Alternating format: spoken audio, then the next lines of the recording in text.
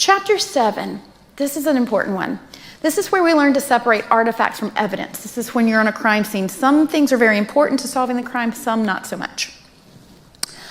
And we have to do this too as we're learning how to defend or how to know that we can rely on the books of our New Testament.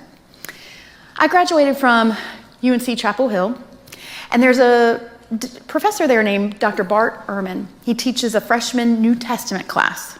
So I want you to imagine you've graduated from high school, you got into Carolina, you're there on your first day of New Testament class, you've taken your classes from Miss Beth at Hillsdale, and the first class, Dr. Ehrman says, hey guys, your New Testament, it has more errors in it than there are words. You can't trust it. What would that do to your faith?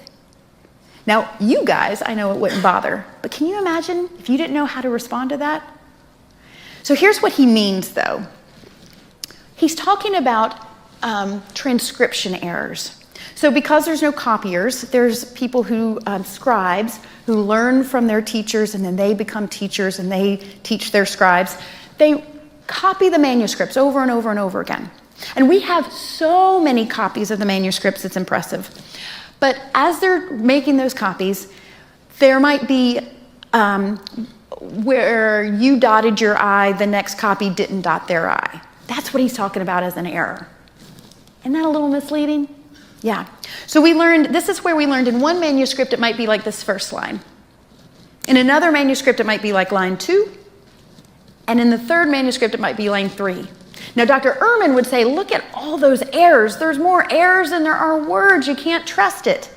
But this is where we can compare it. Did it change the message at all?